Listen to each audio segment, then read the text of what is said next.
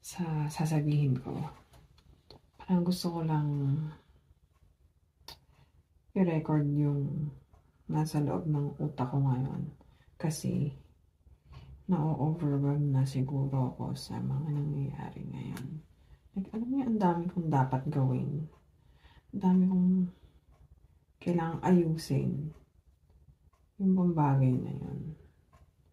Para sa akin, para sa anak ko, para sa pamilya ko. Yung wala nga kasi walang nag-review or listener. Ako naman to, hindi ko maisip. Alam mo, hindi ko matanggap na. Bago pa nga lang ako Anong oh my God.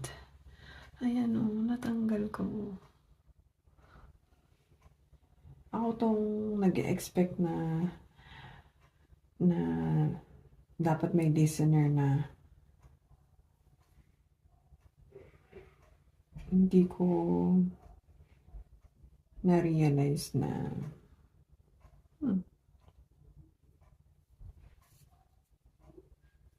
it can be as low. Ano ba yun?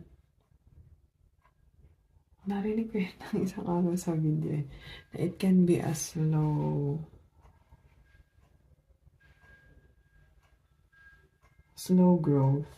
Noong una, hirap din ako sa kung ano i-content. Yung niche ba? Kasi madami naman ng mga content pero iba-iba siya. So, isa is, ang tawag dito? Gagawa ko ng ibang account para sa ibang niche. Pero hindi ko nga maasikaso yung isa no? Ayan, dyan babalik yung focus lang sa isa. No, focus lang sa isa. Pero ito nga yung iniisip ko halo-halo na sa utak ko.